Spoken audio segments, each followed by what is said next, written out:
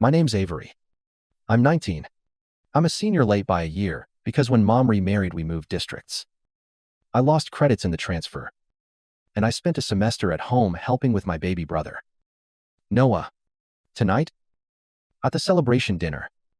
My mom told me to thank my stepdad for raising me after my father supposedly ran off. The pot roast still steamed. Garlic and thyme fogging the edges of my glasses. Greg, my stepdad had his promotion tie, loosened 2 notches, and the expensive kind, with a tiny stitched emblem at the tip. Mom. Diane. Was buoyant in a way that made her voice ride higher than usual. Like every word needed a spotlight. She lifted her glass. To us. She said. To how far we've come. And then she added. Almost as an afterthought. Almost as a dagger. Avery.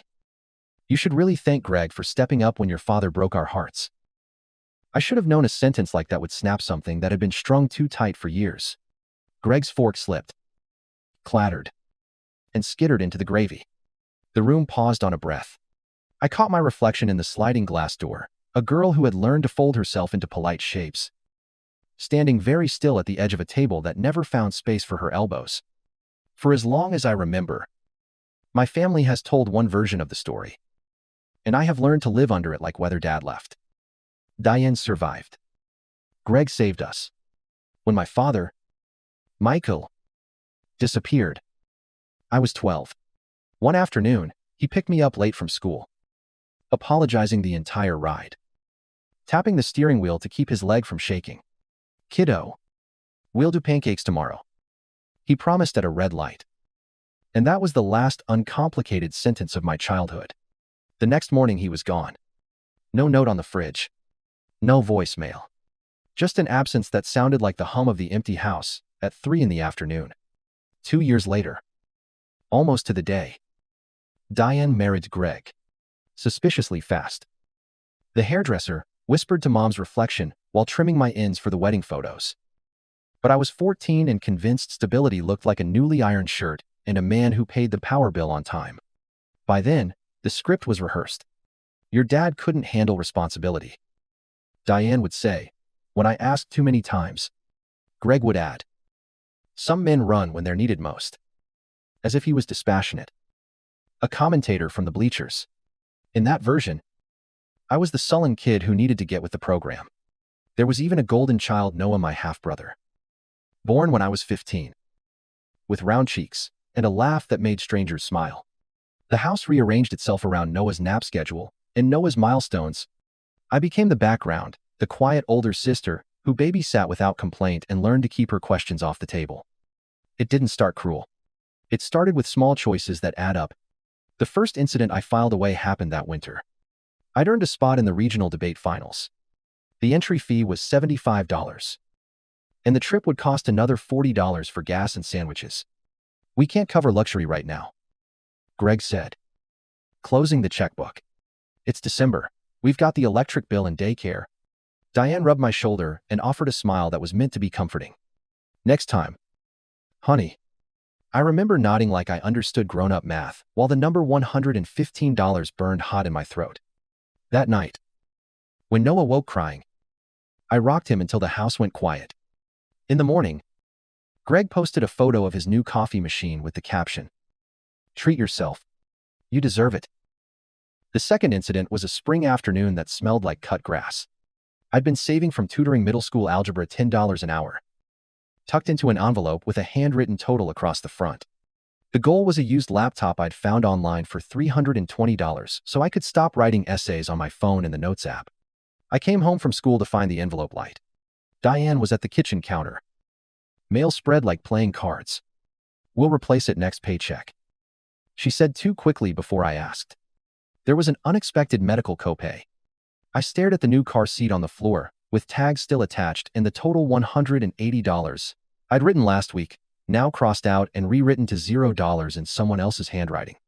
It's for the family, Greg said from the doorway. We all make sacrifices. Avery. I said nothing. But my essays that month were all late. The third was a parent-teacher night where achievements become currency. My English teacher had nominated me for a summer writing residency. Full tuition covered. Just a $50 registration deposit. We'll think about it, Diane said, eyes on Noah smearing crackers across his cheeks. We're not sure the timing is right, Greg added, reminding the teacher we were still healing from the past. Later in the car, I said, careful. It's important to me. Diane's mouth thinned. Important would have been your father staying. There it was. The blade we all knew she kept. Greg is the adult who stayed. She continued. Maybe say thank you once in a while. I whispered. Thank you. The windshield, and watched my breath fog and clear like a window refusing to open. I believed their story for 5 years because belief is easier than dismantling your home. I recited it to myself when the mailbox held another overdue notice with my name on it because a school fee had gone unpaid. I repeated it when the nightmares came. The kind where you're running through an airport, calling but no one hears you. When I turned 17, I tossed out the pancake mix Dad had bought. Stale and heavy. As if throwing away food could throw away grief. I stayed in school, even after losing ground, retaking the credits our new district wouldn't honor. Babysitting evenings to cover fees that weren't in the budget. It's embarrassing to explain why you're a 19-year-old senior. But the longer you live with a story, the more you understand how much of it is scheduling. Then, last month I climbed into the attic to help Diane sort boxes for a yard sale. Dust made tiny constellations in the one thin shaft of light from the vent. And I felt like an archaeologist in my own house, nudging open lids on all the things we had decided were too old to look at. I should have known any box labeled MISC, in Diane's handwriting, would be the opposite. Under a stack of outdated phone chargers and a bundle of baby clothes tied with twine was a cardboard folder. Inside a police file. The title on the first page was my father's name and the words missing person. The file was thick. Too thick for the neat tale I'd been fed. Interviews with neighbors who heard shouting the night before he disappeared. A printout of phone records 7 calls from Dad to Diane that evening. Each one unanswered. Rolling to voicemail. A detective's note scrawled in the margin. Wife unusually calm during interview. No visible distress. Already retained divorce attorney prior to report. My hand shook so hard, I smudged the ink. I kept reading. A bank statement with a red circle around a cash withdrawal of $8. 1 week before he vanished. Next. A stapled copy of a life insurance policy, $500. Ling ling ling. Beneficiary, Diane. It would pay out in 7 years if no body was found. I stared at the date. 7 years would be next month. For a moment I couldn't hear the attic fan over the sound of my own pulse. The attic smelled like summer heat and old cardboard, and the kind of truth that turns your stomach. I set the file aside and reached deeper into the box because once you start digging you can't stop. An old phone. My dad's. Sat there like a relic, scuffed. Dusty. Heavier than I remembered. I found a tangle of chargers in the same box. One matched the old port. I plugged it into a power bank I carry for school. After a long, stubborn pause and 15 minutes of charging, the screen lit. The battery icon, a thin sliver of red. That detail matters. Nothing about this is magic. It powered on because I gave it power. I scrolled through messages as if moving fast could make me braver. The last text he sent was to Diane. I know what you two did. I have proof. I need to talk tonight. 2 hours after that timestamp. There were no more messages from him. No more anything. I kept looking. Half praying there wouldn't be more. Half knowing there would be. Buried in another folder were printed screenshots of texts between Diane and Greg from the year before Dad disappeared. Hundreds of them. The words weren't explicit. But they didn't need to be. Odd overnight shifts that didn't match any schedule. Shared jokes. Promises. A line from Greg. Just say the word, and I'll take care of the problem. A reply from Diane soon. The messages stopped exactly 2 hours before my father went missing. I closed the box and sat there a long time. The floorboards warm under my legs. The sun moving across the attic until the dust constellations drifted. Then, I did what kids like me learn to do in order to survive. I started planning. I photographed every page, aligning edges, so no one could accuse me of cropping meaning into lies. I uploaded everything to 3 cloud accounts with different passwords. I zipped files, encrypted them, emailed copies to an address I'd made years ago, and never used one of those teenage artifacts meant for poems I never had the nerve to write. I put the folder back exactly where I'd found it and went downstairs to make dinner like any other Tuesday. For 3 weeks, I rehearsed normal. I packed Noah's lunch and drew a smiley face on the napkin. I laughed at Greg's story about a client who misspelled a contract clause so badly it changed the meaning. I answered Diane's texts about picking up more oregano, and don't forget to defrost the chicken. Meanwhile, in my head, I kept tracing the outlines of dates and amounts and the way Diane's voice went flat whenever anyone used my father's name. I would lie in bed and hear the echo of the detective's note unusually calm, and it would feel like someone else's memory I'd swallowed. Tonight was supposed to be uncomplicated. Greg's promotion, his favorite dinner, a prayer over the meal that sounded like a speech. Diane's cheeks glowed in the candlelight. "We made it," she said. As if the last 7 years were a mountain she alone had climbed. When she told me to thank him, she said ran off like she was dropping a plate into the sink clatter. Rinse. Forget. Something cold opened inside me. I thought of the $115 debate fee. The $180 I lost to a car seat. The $50 that never found its way to the residency deposit. I thought of $8. 0 inches cash. Of $500. 000 waiting for a clock to finish its circle.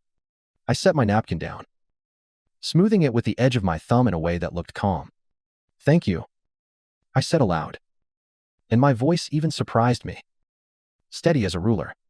Then, quietly enough that the steam from the pot roast carried it across the table like a secret, I added, "Would you like to explain why your name is listed as a suspect on my dad's missing person report?" The fork fell. Diane's face drained, the color folding out of her like a pulled thread. Greg tried a laugh that went nowhere. The house listened. Somewhere in his room, Noah turned over and the monitor cracked with static. I kept my eyes on them and felt a tiny, invisible switch flip from child to witness. Really, Greg managed. They questioned everyone back then. His hands trembled just enough to ripple the water in his glass. I held his gaze because I have learned there are ways to be loud without raising your voice. Somewhere in me, a younger version whispered to let it go. To keep the peace. To be the good girl who doesn't make a scene at dinner. But the attic dust had settled in my lungs. The numbers would not stop ringing. The calendar was nearly finished with its 7-year task. My name's Avery. I'm 19. I'm late to everything that matters. Except this. And I have run out of ways to swallow. Greg's laugh cracked, then thinned out like a radio losing signal. "That's ancient history," he said, dabbing the corner of his mouth with a napkin as if etiquette could tape the night back together. They questioned everyone. Routine. Routine would mean everyone had an alibi. I said, "According to the report, you didn't. You told police you were home. But Mrs. Lemke 2 houses down gave a statement that your car didn't pull in until 3 a.m. I kept my eyes on him. That's not routine. That's a contradiction." Diane stood so fast, her chair tapped the wall and set the family photo askew. "Where did you get that?" Her voice had 3 pitches fighting each other. "Avery. Answer me. Where did you?" "The attic," I said. "Same box as Dad's old phone. I charged it with my power bank. It turned on." I let the word sit. "And before you ask, everything is backed up off-site. Passworded. Timed." Silence landed hard. The dishwasher hummed like it was trying to be neutral. Greg moved his fork to the right. To the left. Back again. A man rehearsing control with cutlery. "Avery." Diane tried again. "Gitter." The church voice she uses when she wants mercy without asking for it. "This is a misunderstanding." "I thought that too," I said. I scrolled my screen. Tilted it so the table light caught the detective's margin note times. Wife unusually calm. Already retained divorce attorney before report. Asterisk. Consulting an attorney isn't a crime. I added. But the timing matters. Diane's jaw tightened.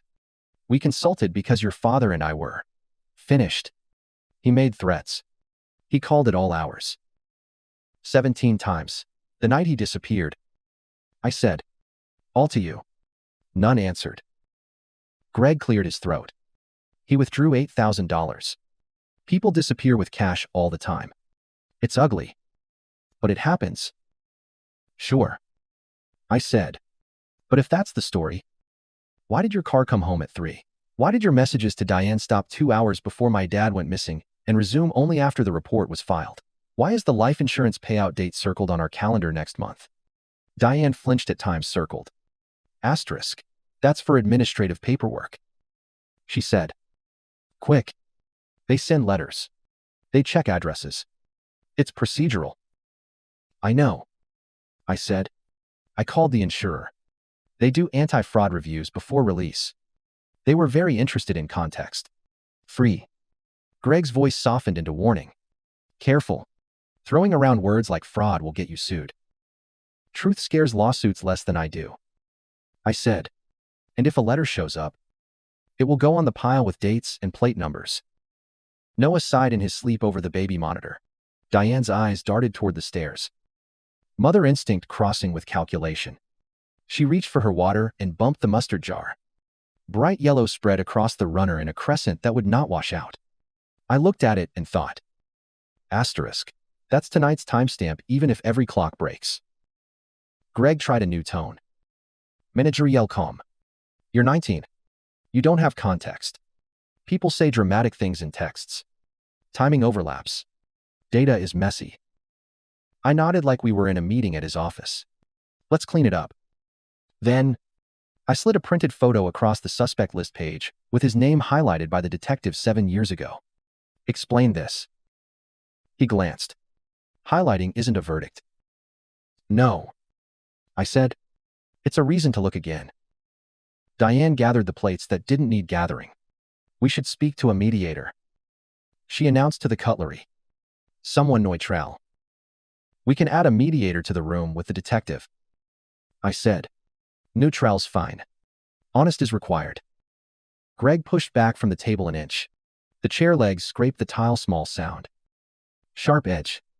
This is harassment. This is me asking why you told police you were home when the neighbors saw your car arrive at 3. I set my phone down and pressed record. The beep sounded like a tiny metronome. For clarity, I said. And for the record, there are scheduled emails. Multiple recipients. If anything happens to me. The files send. Diane's face hollowed. Avery. She whispered. Please. I thought of the first time I paid a school fee in cash because we're stretched this month. Of Greg's new coffee machine. Of the residency deposit that was always almost possible. I thought of Dad's last text. Times, I know what you two did. I have proof. I need to talk tonight. Asterisk. I let the memory sit next to the mustard crescent and my own name. Okay. Greg said. Like a person conceding a chess piece to save the board. Let's say it looks bad on paper. What do you want right now? The truth. I said. Start with the night he disappeared. Where were you between 10 and 2? Home. He said. Too fast. Try again. Avery. The Yankutin. Enough. He said home. This isn't a courtroom. No. I said. It's our kitchen. The room where we bless food and hide facts. On that night. Why did you ignore 17 calls? Why did your car come home at 3? Why did your messages stop 2 hours before the timestamp that ends Dad? Why is there a policy that pays next month? Diane's eyes flashed. Because I paid the premiums. She snapped. Then winced at herself. Because that's what families do plan. What did our family plan that night, I asked. Calm enough to scare myself. Greg stood. I'm calling an attorney. Please do. I said. And when he arrives, tell him the Pearson, Lawton and Pierce isn't you. People will make assumptions. I let the clarification stay on the table a beat longer than polite. Namas confusa narratives. He paused. Just long enough to tell me he hadn't expected me to know the firm. We're done talking. He said. And walked toward his office.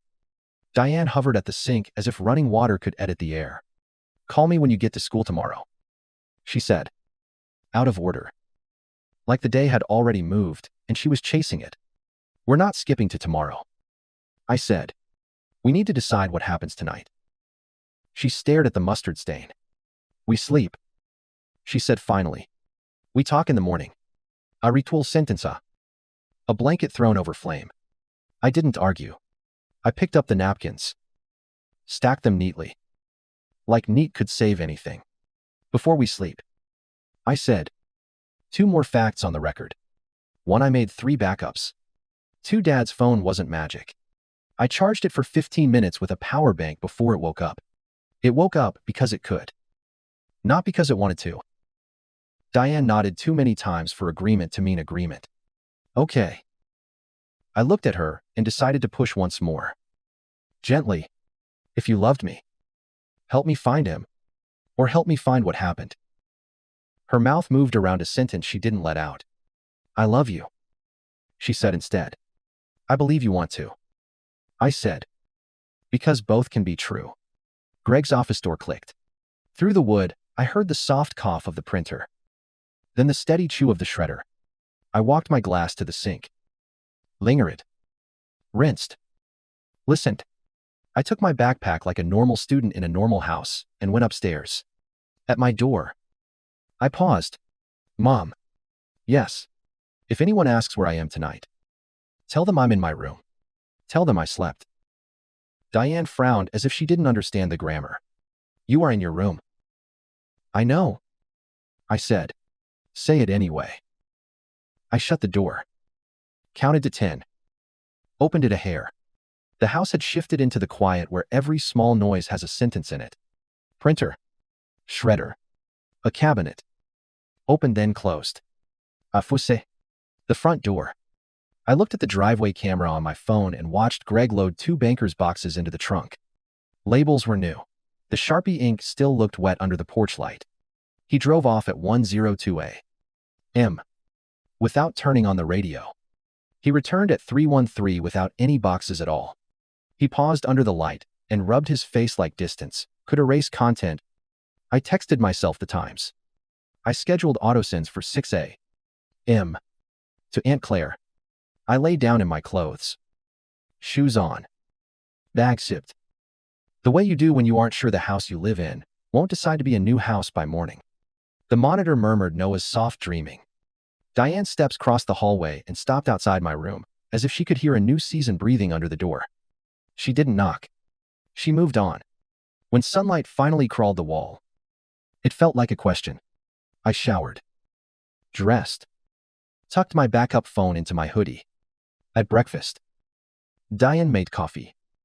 Forgot the filter. Made it again. Greg didn't come down. Noah cheered for waffles he didn't get.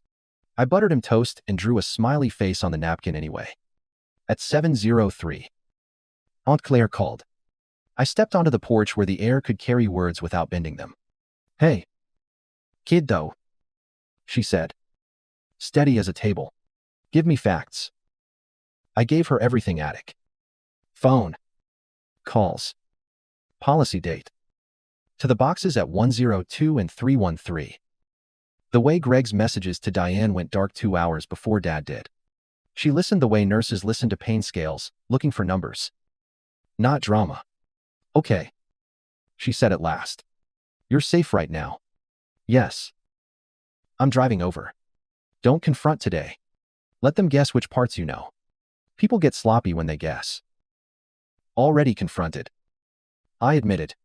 Then today you perform boring. School. Time stumps. Routine. Send me the case number. File a records request with the clerk online. It's cheap and annoying and useful. I did. Asterisk. Asterisk. $12.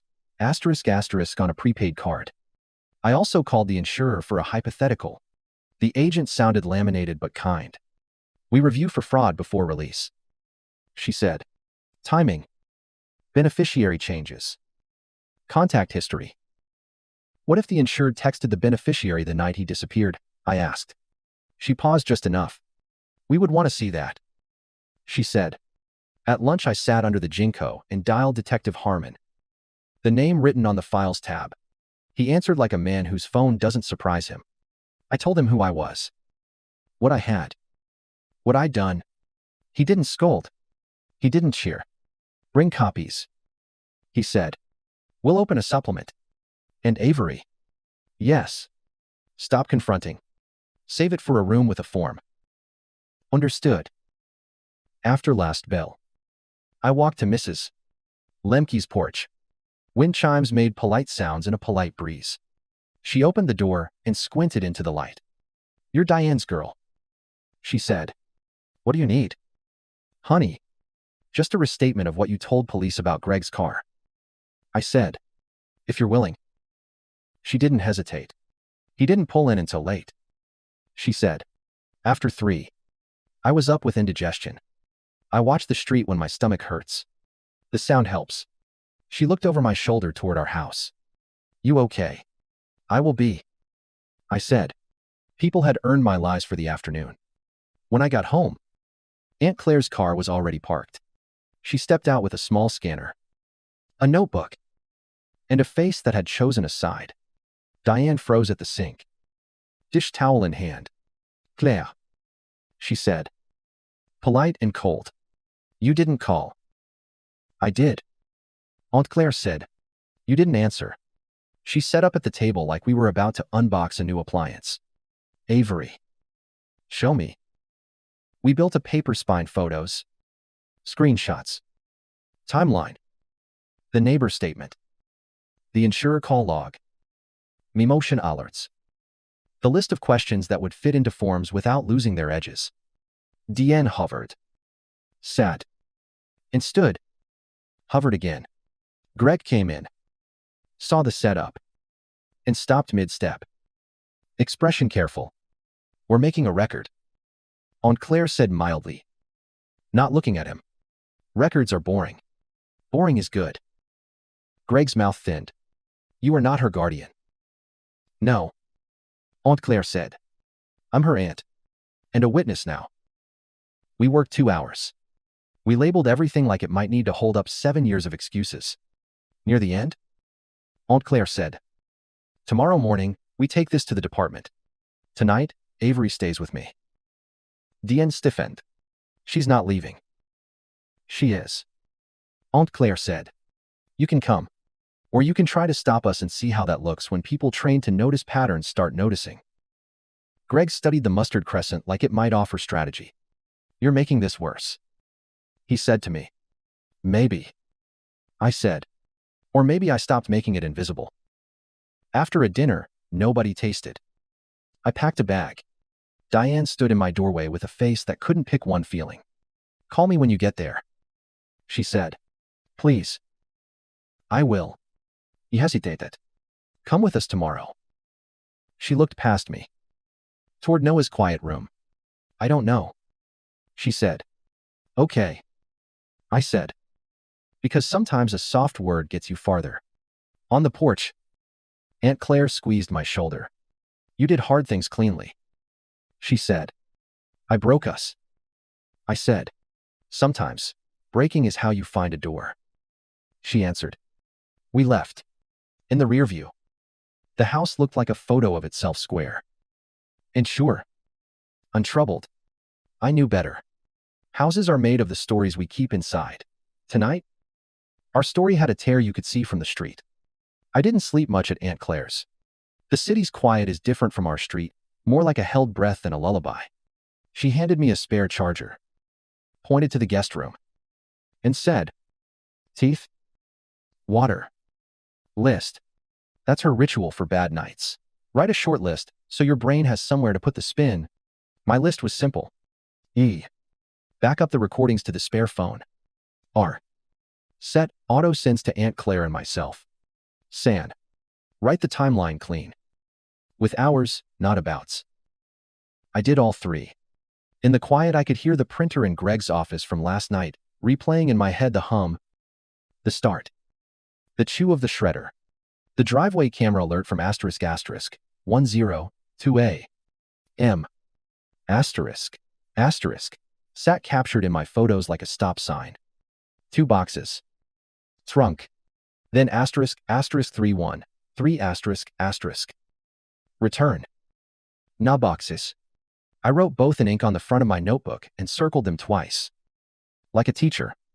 A text from Diane landed at ***, 1241A. M. Asterisk, asterisk, asterisk. Are you safe times? I stared at it until the typing bubble came and went.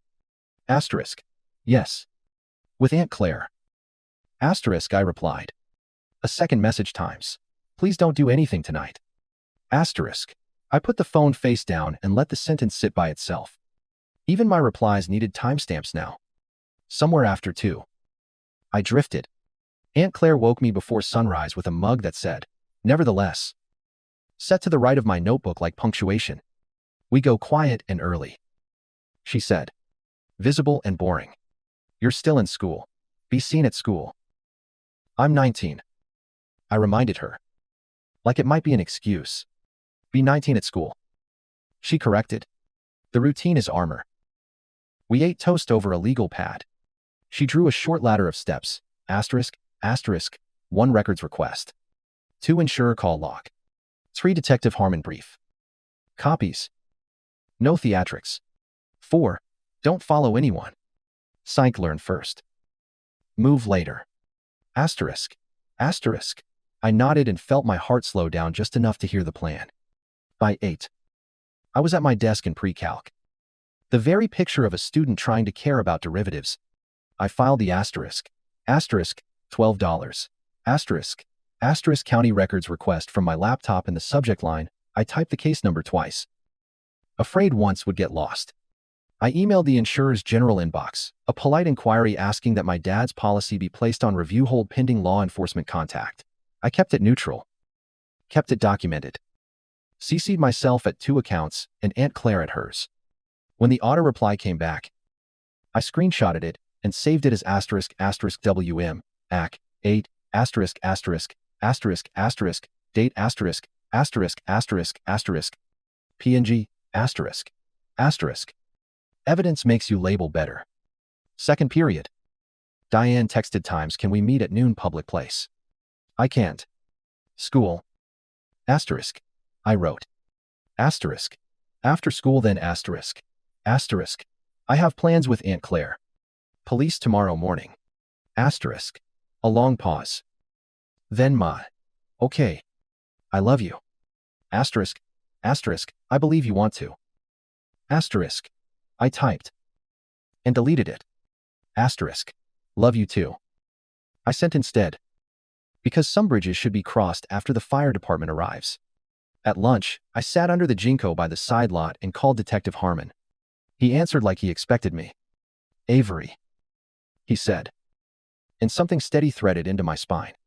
I gave him the bullet points, attic file. Charging the old phone with a power bank for 15 minutes, no magic. Dad's last message. 17 unanswered calls. The policy date coming up. Greg's car asterisk asterisk 102 asterisk asterisk and asterisk asterisk 313 asterisk asterisk. The neighbor's statement. The messages that went dark 2 hours before my father disappeared. "Bring copies," he said. "We'll open a supplement. And stop confronting. We use rooms with forms for a reason." "I will," I said. "Aunt Claire's driving me tomorrow morning." "Good. Keep copies where they can't be reached. Don't tell your mother or Greg what you're bringing. People behave worse when they're guessing." After school, I walked 2 doors down. Mrs. Lemke opened before I knocked. Wind chimes making polite music behind her. "You're Diane's girl," she said. Then corrected herself. "Avery, you look like you carry too much for your age." "Could you restate what you told police 7 years ago?" I asked. "About Greg's car." She didn't hesitate. "He didn't pull in until after 3. She said. "I remember because my stomach kept me up, and my clock glowed asterisk, asterisk 302 asterisk asterisk to asterisk asterisk 315 asterisk asterisk, like it was scolding me." He parked soft. Like he didn't want to wake anyone. She patted my hand. "You okay?" "Honey, I will be," I said, which felt like a promise to a future I hadn't met. Aunt Claire's car was in our driveway when I got home. She came out with a small scanner under one arm and a notebook under the other. Her expression said she'd already chosen sides and expected the world to adjust. Diane froze at the sink. Dish towel in her fist, like a white flag. Claire, she said, polite like ice. You didn't call. I did, Aunt Claire said. You didn't answer. She sat at the table, set her scanner down exactly where the mustard crescent stained the runner, and said, Avery, lay it out. We built a spine. Photos of the file. The case number in bold. The phone screenshots with edges true, so no one could claim cropping. The call log with asterisk 17 unanswered. My timeline with asterisk 10, 2 and 31, 3 The insurer auto reply. The neighbor's restatement written out in my neatest block letters. Signed with her date. Diane hovered. Sat. Stood. Hovered again. Greg came in from the garage. Saw the setup. And stopped mid-step. His expression slid from confusion to irritation to the smooth blank of performative calm. We're making a record. Aunt Claire said mildly. Records are boring. Boring holds up when people raise their voices. You're not her guardian. Greg said. No. She answered.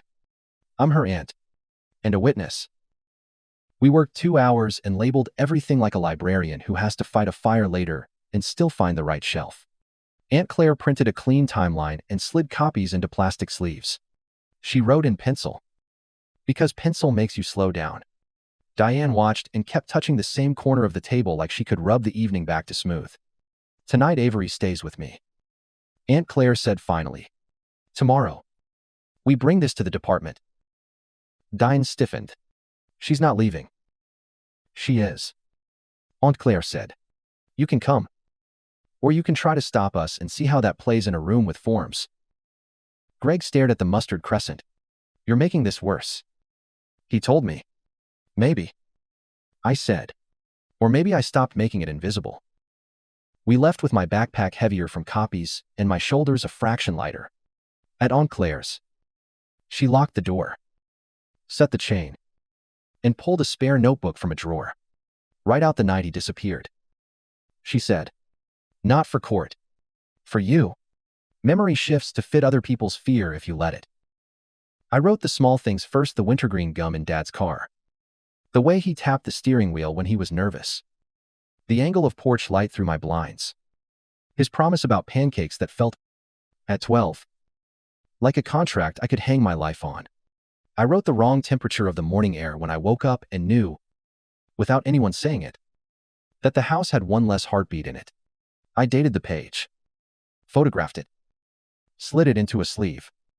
Labeled it, asterisk, Avery Memory Draft, 1, asterisk, at asterisk 617 p.m. My driveway camera pinged. Greg's car backing out. Trunk level. No visible boxes this time. He turned right, the direction opposite his office. My stomach tightened like an elevator cable. I texted Aunt Claire fly out. Right turn. 617? Asterisk. She walked in from the kitchen. Looked at the screen. Shook her head. We don't follow. She said. We leapfrog. 2 blocks. Eyes only. We didn't tail him. We drove 2 blocks ahead on a parallel street and waited. He passed. We let him go. He made 2 loops that led nowhere. The kind of evasive driving people do when they can't stop thinking about rearview mirrors. We kept our distance. When he finally signaled left into asterisk, safeguard storage asterisk. The cheerful font on the sign felt like an alibi trying too hard. He punched a code. The gate slid. Had disappeared. We do the boring part. Aunt Claire said. Parking across the way in a garden center lot. We learn before we move. We watched the main gate and the back gate for asterisk 16 minutes. He exited at asterisk 6:44 p.m. Turning away from us. I wrote both times down. The office was still open. Inside. The manager, Rick, mid-50s. And pardon his hair so straight, it looked drawn, had the measured politeness of a man who's heard every bad story that starts with a smile. Office closes at 8. He said. Gate access until 11. Cameras at the gates. Plus interior hallway cams in buildings B through F. Not in A. What about D? Aunt Claire asked like she was making conversation about storage generally. D has interior cams. Rick said. Angles down the central corridor. We bought a disc lock we didn't need. Because buying something made our presence look like a transaction. Not an interest. He offered a free pin with the company logo. We accepted like ordinary customers living ordinary lives. On the way back, a black sedan pulled into my school lot, and a man in a suit delivered an envelope at the curb, where teenagers pretend not to be looked at. The letterhead read, Lawton and Pierce ***. I flipped the page to check the fine print I'd learned to expect. The Pierce was a partner named Harrison Pierce, no relation to Greg. Not even the same middle initial. The letter said times cease and desist times and times defamation times and times adverse consequences times in heavy paper designed to make me feel smaller. I scanned it with Aunt Claire's portable and labeled it **C and D, L, and P, ***, date PDF, ***. Cute. Aunt Claire said, when I sent it, and meaningless in a criminal context. I forwarded it to Detective Harmon with a short subject line, ***, for your information posturing ***. He called back within 10 minutes. Baritone unruffled. Ignore it. He said. Document received. Don't respond. Civil letters don't trump police reports. That night, I set my auto sends to noon instead of 6. Because courage is title. Aunt Claire knocked on the doorframe and handed me a notebook. One more assignment. She said, write what you want if we're wrong. If we're wrong, I echoed, tasting the relief that sentence pretended to offer. If, she said, what you'll accept, what truth looks like, even if it isn't what you want. It keeps your questions honest. I wrote, if we're wrong. I want to know why the calls weren't answered. And why the car came home at 3. And why messages went dark. And why money mattered more than people. If we're wrong, I want the kind of truth that still lets me breathe. Around 1030, my spare phone vibrated with an unknown number. I let it roll to voicemail. A transcript appeared times. This is Jenna with Western Mutual, following up on a pending review for Michael Ward's policy. Please confirm the beneficiary's current address for administrative processing. Asterisk. I forwarded it to Aunt Claire and Detective Harmon. Aunt Claire replied with a thumbs up and the words, that's your freeze lever. Harmon wrote, we'll file a preservation request first thing. At *1112***. Another unknown number times. Officer Sloan. County Department. We've received a preliminary harassment complaint filed on behalf of Gregory Pierce. Asterisk. The rest of the transcript cut off. Like it lost interest in itself. I listened to the audio and heard a tired clerk reading a line. I forwarded that to Harmon. 2. His reply, logged. Don't engage. I turned both phones face down and lay awake, counting the ceiling fan's soft clicks. I pictured the storage unit hallway. Cool and humming. Rows of metal doors like closed mouths. I thought of building ********'s interior camera watching air. Not intent. I thought of how many times I'd heard adults say we'll handle this inside the family. Like walls could arbitrate facts. Morning came as a gray sheet. Aunt Claire brewed coffee and prayed to the God of simple plans. We go to the station at 9:30. She said. We bring copies and no speeches. We ask for a supplement and a preservation on the insurer. Then we don't follow. We don't kick doors. We don't become the story. We watch. I FaceTimed Noah before we left. He answered upside down. Hair flat on one side from sleep. Where are you? He asked.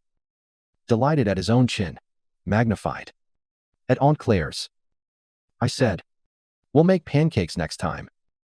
Pancakes. He repeated. Satisfied like a judge. We parked across from ***, safeguard ***, at ***915, and watched the morning open. Rick propped the office door with a rubber wedge. Straightened a stack of laminated size charts. Watered a plant that had surrendered weeks ago. A young couple argued over whether a 5x10 could hold a couch and a sense of control. At asterisk 952 asterisk. Greg's car turned in again. He didn't stop at the office. He went straight to the gate, punched numbers without looking, and slid into the facility like a habit. I checked the time and wrote it down. My handwriting had never been so neat. "We don't go in," Aunt Claire reminded me. Reading. Whatever my face was doing, we learned the cadence. We let the day put itself on paper. I breathed slow. I watched the back gate in the mirror. I watched the main drive. I did not blink when the gate opened and swallowed him whole. The air tasted like metal and patience. I remembered Detective Harmon's voice times. People behave worse when they're guessing. Asterisk. I kept my face blank and my pen moving. I should have been shaking. Instead, I felt that odd steadiness that comes when your story stops fighting itself and picks a lane. Not triumph. Not even relief. Just the sense that the heavy thing had moved an inch. And now you could see the floor under it.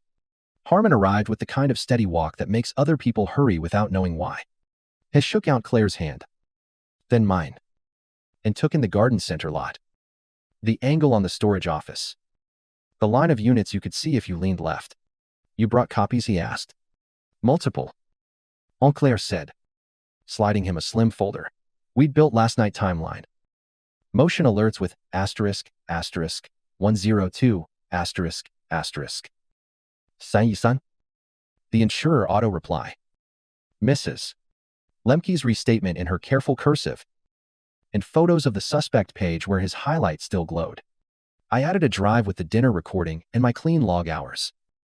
Not abouts. Harmon scanned fast, the way some people read faces. "We'll brief the lieutenant.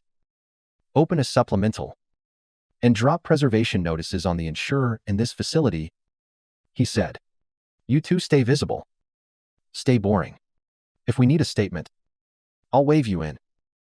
Visible and boring. Aunt Claire code. Like she was pinning it to my shirt. Inside the storage office, the manager times Rick asterisk. Printed on a badge with a tidy part in his hair, stiffened a little at the badge.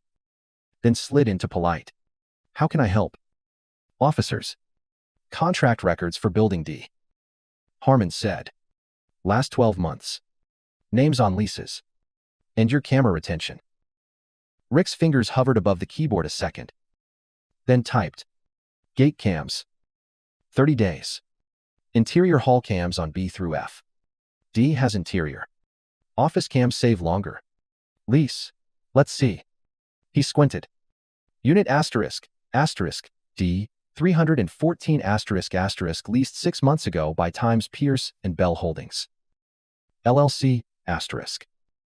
My stomach did a small elevator drop at Pierce. Harmon didn't blink. Authorized contacts. Primary Gregory Pierce. Secondary Diane Ward. Rick scrolled.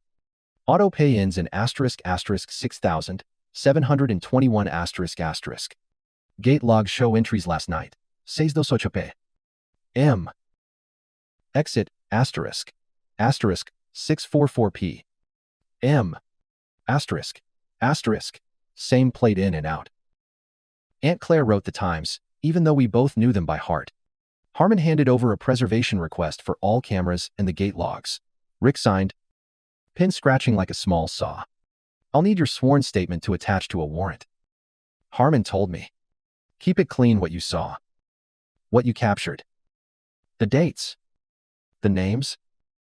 We sat at a side table while he set his phone to record.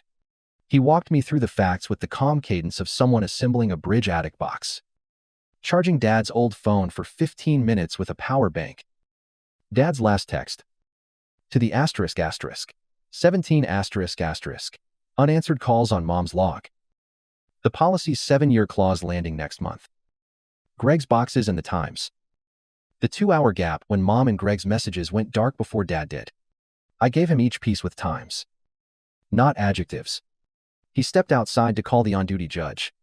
Through the glass we heard half of it. Probable cause includes LLC and suspect's name, interior cameras. Exigency. We can hold scene. Yes. Your Honor? Email affidavit now. While we waited, Diane's car nosed into the lot. Crooked Park. Dorflung. She saw me. Looked away. Then addressed Harmon like she could reroute water by naming it. Detective. There's a misunderstanding with some storage. We're cooperating. Our attorney is on his way. Good. Harmon said. He can find us after the scene is secure. She didn't leave. She stood near the door, the hands on the strap of her bag, like it was the only sentence she trusted. Greg pulled in 5 minutes later. T straight. Face smoother than the inside of a brochure. He clocked the cruiser. The office. Us. His jaw worked once. Then stilled. He guided Diane a half step away and said something too low for the glass to carry. Harmon's phone pinged. He checked the screen. Warrant granted for *D314***. He said. Let's move. Rick swallowed and fetched a master key and a bolt cutter. The hallway in Building D was cool and humming. The kind of hum you feel in your teeth. At *D314***. Rick unlatched the facility lock. A disc lock still hung. Harmon looked over his shoulder. Mr. Pierce. You can save us a cut. Greg smiled a small courtroom smile. I don't recall which key it is. The bolt cutter answered. The lock fell and rolled like a coin deciding. Rick lifted the door. The light flickered. Then steadied. No one gasped. We looked. Rows of bankers' boxes in careful stacks. A metal shelf against the back wall. A small fireproof safe.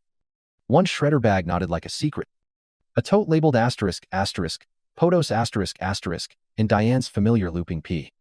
Each box had the tidy confidence of a label maker plus a Sharpie ****, taxes 2015, 2018 ****, home docs, files appliances, misc, parts record. Don't touch. Harmon said to the uniform, who began the slow pan wide. Left. Right. Shelf. Floor. Ceiling. Locks. Then Harmon stepped in. Gloved. And opened files, inside printed correspondence with Western Mutual. Some highlighted beneficiary verification. A draft claim form dated yesterday unsigned. A Manila folder, divorce, attorney notes. In the margin of a printout, my name appeared next to a date, like a post-it someone forgot to peel. He lifted the *** home docs, *** lid deeds. Inspection reports. A bill for a garage door motor replacement **, dated 2 days after my father disappeared. He flagged it. Yellow, to match the mustard crescent in my head. The shredder bag got untied and peered into confetti ribbons of letterhead and anything that didn't want to be read. He didn't smile. He wrote the obvious down instead. The **misc parts box held a jack, thick gloves, 2 unopened tarps with price stickers still on, a plastic gas can with a hairline crack under the handle. Not illegal. Not proof. But it read like a weekend project you don't advertise. Harmon leafed the stapled receipts in *** home mate. ***, a hardware store slip from the afternoon before Dad vanished. Gloves. Tarps. Box cutter. Duct tape. A second line ***, 1, 0, 4, 7 p.m. Key copies. *** made Aunt Claire's pencil stop tapping for half a beat. Rick drilled the safe with a resigned competence that said he'd done this before for better reasons. The latch gave. Inside a bundled stack of papers, a thumb drive, and a small flip phone wrapped in a strawberry dish towel I recognized from our kitchen drawer the year I learned to make grilled cheese. The air changed shape. Harmon passed the phone to the uniform to bag. Then skimmed the papers. A hand-drawn diagram of our street with tiny arrows labeled ***, 305 ***. Sanyar. Sanyichi. A list of dates and times that mirrored the phone bill I'd photographed. A printed thread between 2 numbers that choreographed meetings without saying meet. Nothing explicit. Enough to thicken the room. He opened asterisk, asterisk, POTOS, asterisk, asterisk, and lifted a stack my father's face looking up from summer. From winter. From a birthday where I wore a paper crown. He set them aside like you set aside a live wire you have to reckon with later. In a shoebox labeled asterisk asterisk, junk drawer, asterisk asterisk. The most honest label of the day, he found a wristwatch with a scratched face and a nicked band. He turned it over and read the engraving out loud times M. W. Make tomorrow better, D. W. Diane swayed against the door jamb. Kolorebing.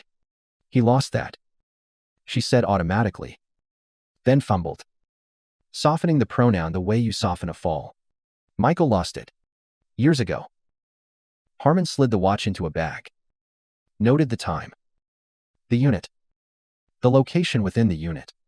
He didn't say what we were all thinking, that objects don't lose themselves into safes. A new voice arrived in the corridor, crisp suit. Precise hair. Detective. It said. Evan Lawton. Counsel for Mr. Pierce and Ms. Ward. He held out a card. The embossed partner list included Times Harrison Pierce asterisk. Not our Pierce, different middle initial. Different life. He started into a speech about Times, harassment Times, and Times civil injunction Times, and my Times dissemination of private communications. Mr. Lawton. Harmon said. Not looking up. You may object into the hallway air. You may not object to a warrant a judge just signed. If you address Ms. Ward directly again in this setting, I'll have the officer remove you. We're logging. The uniform's camera kept breathing. When the inventory felt like it had a spine of its own, Harmon sealed the safe contents, bagged the thumb drive separately, and walked it out himself. No chain gaps, he said. As much to the future as to us. Outside, the sun pretended to be normal. Diane stood in it like a small boat. She fixated on the watch because the watch was small enough to hold. He said he'd misplaced it. She murmured. He said. She stopped. The sentence breaking open in the middle. Which he? Aunt Claire asked quietly. Michael or Greg? Diane blinked. Greg. She said finally. Like the word cost more today than yesterday. Harmon noted it without pouncing. Mr. Pierce, he said evenly. Turning to Greg. You'll need to come in this afternoon for a formal statement. Counsel may attend. Greg's mouth made the shape of a smile that never committed. Of course. We followed Harmon back to the station in a two-car drift, his cruiser. Aunt Claire's dented sedan. Then Greg and Lawton like a shadow that didn't want to be seen but did want to be present. In a small office with a crooked blind, Harmon laid out the next steps like tools on a bench. We imaged the flip phone. We scanned the thumb drive. We subpoena the LLC's bank account to tie the auto pay to Mr. Pierce personally. We pull the hardware store CCTV if it exists. We interview your neighbor formally and the garage installer about that motor replacement. We cross-check gate logs against your driveway cam. He glanced at me. It may be quick. It may be slow. I did 7 years of slow. I said. I can do more. He nodded. A clerk knocked and handed him a printout. He skimmed and lifted an eyebrow. Asterisk. Pierce and Bell Holdings. LLC Times formed 2 weeks before the unit rental. He said. Registered agent is a mail drop. Organizer signature is Gregory Pierce. He looked at Lawton, who had followed us to the threshold. Your client will also need to bring his personal phone for imaging. We'll see. Lawton said. We have rights. You do. Harmon said. So does the case. In the hallway, Diane waited with a tissue that had lost the fight. She didn't look at Lawton. She looked at me. I'll come to Claire's tonight, she said. Voice flat with the relief of deciding one thing. I'll talk. Greg stood 20 feet away, performing calm into a phone. A man building a stage while the audience left. He didn't turn. Back at Aunt Claire's, the house felt like a staging area and a refuge at the same time. She set a clean notebook on the table and wrote, asterisk asterisk Diane statement day 1, asterisk asterisk at the top. Diane sat on the edge of the chair like the floor was sloped. He said he'd handle things. She started, not as defense, but as confession. He said, problems get solved if you stop making them bigger. Her hands worked the tissue to lace. I did not hurt Michael. She added, like she needed to put one truth on the table before the others arrived. I did not touch him. Then say what you did. I said, all of it. She nodded once. Slow. Okay. She said, okay. Aunt Claire pressed record. Near dusk. Harmon called. The flip phone boots. He said, log ends the week. Your father disappeared. Enough to corroborate timing, nothing explicit. We've frozen the insurer file. Western Mutual is on notice. The watch has a partial print that isn't your father's too smudged to call today. Don't get excited. Jet patient. Patient. I repeated. Like a word you hold under your tongue. After we hung up, I drafted an email to the insurer times please freeze policy. Pending law enforcement investigation. See attached case number. Asterisk, I CC'd Harmon and my redundant addresses. Then I wrote a letter I didn't send to anyone but the quiet times. We opened a door today. Light came in. Not enough to see the whole room. Enough to find the next handle. Noah padded out in dinosaur pajamas. Hair damp from bath. And leaned his head against my arm. Pancakes, he mumbled as if finishing a conversation we hadn't started. In the morning. I said, we'll make tomorrow better. He nodded like a small judge and let me carry him back to bed. The house breathed. The day had moved a heavy thing an inch. We hadn't found a body. We hadn't heard a perfect confession. But we had found a watch with a sentence on the back and a unit with our names where our names had no right to be. And that was enough for one part of the story to stop pretending.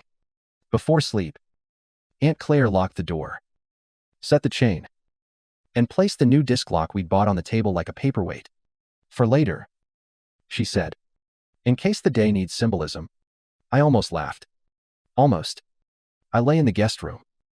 Phones lined like small lighthouses on the dresser. And let the dark turn into the same old room it is every night. If I dreamed, it was of metal doors with numbers and neat black paint and a back gate that opens to anyone who knows the code and the feeling you get when you finally watch someone else punch it in and realize you're not crazy. Just early, Harmon kept his promise about patience, feeling like motion. It didn't look like TV, the snap of cuffs. The tidy speech but like emails with timestamps. Forms with boxes that have to be filled. By late afternoon, he had us in a small office with a fan that clicked every third turn and a whiteboard that still faintly remembered someone's budget meeting. Diane sat across from me with a paper cup of water she didn't drink. Aunt Claire took notes as if the page were a place to put fears so it couldn't run. We're going to do this in layers. Harmon said, no speeches. I'll ask. You answer. If you don't know, say you don't. If you remember later, we'll add it. Diane nodded. Her hands were calmer than her eyes. Okay. Start with the day Michael disappeared. Harmon said, morning tonight. Your movements. Who you spoke to. What you bought. What you planned. She told him about the grocery run milk. Flour. A rotisserie chicken because she was too tired to cook that night. Her receipt matched it. Asterisk asterisk 542p. M. The register number scrawled along the bottom. She told him about Noah's bath. Though Noah wasn't born yet, she caught herself and corrected, I'm sorry. I'm mixing eras. She told him about the asterisk asterisk 17 asterisk asterisk missed calls from Michael that evening. She used times missed asterisk. As if the phone had done it without her. Why didn't you answer? Harmon asked. Neither kind nor unkind. Diane rubbed a thumb along the seam of the cup. Because he'd started calling with accusations. She said. Because every conversation became a ledger of grievances. Because I didn't know how to bring any of it back to center. Because Greg said not to. What did Greg say? Exactly. That I shouldn't reward drama. She said quietly. That we needed boundaries. Where was Greg that night? She hesitated. He said he was home. Where was Greg? Harmon repeated. Diane swallowed the wrong way and coughed. He came by. She said finally. Late. After midnight. Did you tell the original detectives that Harmon asked? She stared at the table. No. Why not? Because he said it would look bad. She answered. Because it did look bad. Harmon wrote, without looking up. How long did he stay? I don't know. She said. An hour too. He left before dawn. Any reason his car would have returned at roughly ***313 a.m. ***, Harmon asked. She shut her eyes. He said he needed air. She whispered. He said he was going to drive to clear his head. Did he say where? No. Did he tell you not to mention he came by? Yes. Why? Because people jump to conclusions. Harmon didn't point out the conclusion at arm's length between us. He let the pencil make its own sounds. The next morning, Diane described waking to the wrong temperature of the house. Just like I had written in my notebook. She said she called the station at **918 a.m. Because she couldn't get Michael on the line. Because his car wasn't in the driveway. Because the kitchen table looked like a fight had circled it and then gone somewhere. The table couldn't follow. She admitted she had already called a divorce attorney the week before. It was a consultation. She said, I didn't file anything. Why call at all? Because I felt done. She said. The honesty of that word pulling her shoulders down. When the interview ended, my ears rang from the effort of hearing what I'd wanted to hear and what I hadn't. Harmon stood, stretched his back once, and said, We'll take a break. Ms. Ward. Thank you. Don't discuss this with anyone but counsel if you seek it. Will you arrest him? I asked before I could stop myself. The teenager in me, stepping forward without an appointment. Arrest is a later word. Harmon said. We build. We don't jump. We went back to Aunt Claire's because the day needed a kitchen table that belonged to us. She made noodles with butter and salt like you make for a child who has been sick. Diane ate 3 bites and pushed her plate away. I want to tell you something, and I want you to hate me less for it than you might. She said to me. Eyes on the mustard half-moon, I keep seeing though it isn't there. We talked about the policy. Michael and I. He wanted to cancel it. I said we couldn't afford to.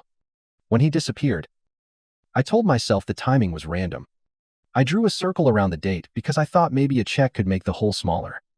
She breathed out. I was wrong about almost everything. I didn't say yes. I didn't say, you were. I said. Keep talking. Because you can hold a person to their best self by asking for more of it. She told me about the first time she and Greg crossed a line. About how the line never moved back. She told me about whispers and the wrong kind of errands, and how easy it was to feel like a better version of yourself in a different room. She used the word times a fair times only once. As if saying it twice might make the air gather into a shape and fall. Then she said. He told me he'd handle things. And the way she said it made my skin run cold. Not because the words were new, but because she had finally said them in a room that writes things down. That night, Harmon called with the kind of news that shifts the floor without breaking it. The thumb drive has drafts of emails to Western Mutual. He said. Some were edited to remove certain phrases before sending. The flip phone has enough metadata to place it near your house that night. We're correlating against cell tower logs and the storage gate pings. Nothing is a smoking gun. But it's smoke. A lot of it. Is smoke enough? I asked. Sometimes. He said. Sometimes it's the only thing left after a fire. In the morning, while the world did chores, Aunt Claire drove me to school. Routine is armor. She repeated, tucking a loose strand of hair behind my ear like I was 8. Show up. Turn in your paper. Let other people do their jobs. At lunch, a counselor pulled me into an office with 2 chairs and a box of tissues that had the decency to stay unopened. Are you safe? She asked. I said yes. She said she'd received a communication from an attorney alleging that I was defaming my stepfather. We don't adjudicate family disputes. She added carefully. But if you need accommodations for anything, we can help. Thank you. I said. I might. After school, Aunt Claire texted times, no movement at the unit. Harmon wants statements from your Aunt Claire and Mrs. Lemke. 5 p.m. We went. Mrs. Lemke arrived with a folder she'd labeled ***. Street notes. Asterisk. Asterisk. Which contained nothing but a faded recipe and a warranty for a toaster. But it made her feel official. She restated her timeline with the precision of someone who has sat awake with indigestion and memorized the rhythm of a street. Back home, Diane stood in the doorway like she'd been waiting for a verdict. I told him I need space, she said. He said space looks like betrayal to people who don't understand pressure. He said, staying at Claire's makes us look guilty. I said maybe we need to look guilty if we are. She let out a sound that might have been a laugh if the day had been different. He didn't like that. Did he threaten you? Aunt Claire asked. Voice level. No, Diane said. He just used his lawyer voice. Then, let him use it to the wall. Aunt Claire said. You stay. 2 days stretched. Held aloft by lists. Harmon's updates arrived like breadcrumbs. You don't want to admit you're grateful for the hardware store. Still had camera footage archived off-site. The manager owed a favor to a tech and pulled it. A man matching Greg's build, bought gloves and tarps the afternoon before Dad vanished. The purchase time matched the receipt from the unit. The garage company had a service log. New motor. Rush. Install 2 days after. Paid in cash. The LLC's bank account linked to a card in Greg's name asterisk asterisk 6,721 asterisk asterisk. The insurer had frozen the policy. Western Mutual's caseworker called to confirm review pending investigation. Greg. Through counsel. Sent another letter. More paper. More stern paragraphs. I filed it. I didn't respond. Diane's phone filled with messages that started with times. We need to present a unified front times and ended with times. You're making this harder than it has to be. Asterisk. She didn't answer them all. The one she did answer. She answered with. Asterisk. Please speak to Detective Harmon. Asterisk. It felt like watching someone learn a new language and use it in sentences. On Thursday evening. After we'd eaten eggs and toast for dinner because both nod toward breakfast and I wanted the comfort. Harmon called. His sentences were careful. Like stepping stones across a stream. We've drafted charges to present to the prosecutor, he said. Insurance fraud attempted. Evidence tampering. Obstruction. Possibly accessory after the fact. Murder remains an open question without a body.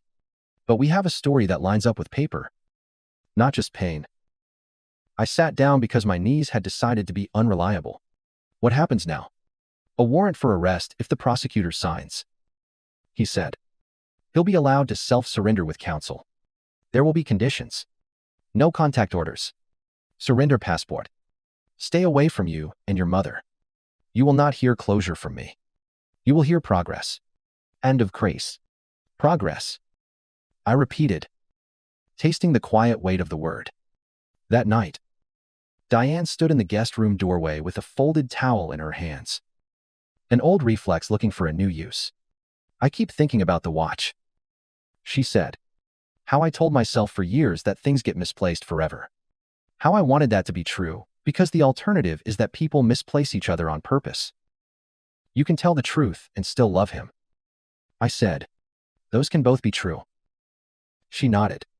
And I can tell the truth and still love you. She said back. I don't know how to do either well. But I can do them honestly. Morning again. The sky worked its way from newspaper gray to a blue that felt earned. We made pancakes because Noah asked and because promises have to land somewhere. He poured too much batter and laughed when the edges ran together. I flipped each one and set them on a plate like medals. Diane ate one. Then another. Then cried quietly without leaving the table. Noah patted her arm the way toddlers do. Sure, their hands can pace the world. At asterisk asterisk 1007A. M. Harmon called. The prosecutor signed. He said. We're serving the warrant. Stay put. Aunt Claire put her hand on my back. Diane closed her eyes. The house made the sound houses make when they are trying to hold still. The rest came in pieces. Text updates. An official email. Gray self-surrendered at It's Red of a P. M. Asterisk. Asterisk with his attorney. Booked on attempted insurance fraud. Evidence tampering. And obstruction. He posted bail by late afternoon with restrictions: no contact with me or Diane. No access to the storage unit. Surrender of personal devices for imaging. His lawyer issued a statement about a family matter being weaponized. The kind that reads like it was written before the facts showed up. We ignored it. I expected to feel victory. I felt a clean kind of fatigue. Like after you move furniture and see the dust line it leaves. I stood in the kitchen and stared at the spot where the mustard crescent had been the night this started. The runner was in the wash. The stain would never fully leave. I didn't want it to. Harmon met us at the station for final statements that day. He went over conditions. Asked how we were. He did not perform empathy, he practiced it. You're going to get calls. He warned. Friends. Reporters. Maybe. You owe no one your story. Tell it when you want. How you want. I'll start with me. I said. Then Aunt Claire. Then maybe a room with forms. He smiled with one side of his mouth. That sequence works. On the way home, Diane watched the houses roll by. Each one a square of somebody else's story. And said, "Do you think he did it? All the way?" I didn't answer quickly. I think he did enough that he shouldn't be near us. I said, I think the rest is going to live in boxes and gaps, and what we can't prove. I think Dad deserved better than a storage unit and a calendar. We pulled into Aunt Claire's driveway and carried in groceries like any other Thursday. After dinner, I wrote the letter to my father again. New draft. They were words. Asterisk. Dad asterisk. Asterisk. We found the watch. Your name is still on it. We found a unit with a lock that wasn't ours and a company with a name that tried too hard to be ordinary. We froze the policy. We stopped the story that made you smaller. Asterisk. I can't promise a courtroom will say the words I want. I can promise you I learned how to hold a line. I can promise no one knows your pancakes were perfect even if he tasted them only in stories. I can promise I'll keep moving the heavy thing until I can see the floor underneath. Asterisk. Make tomorrow better. Asterisk I wrote. And underlined it once. I printed it and put it under the magnet on Aunt Claire's fridge.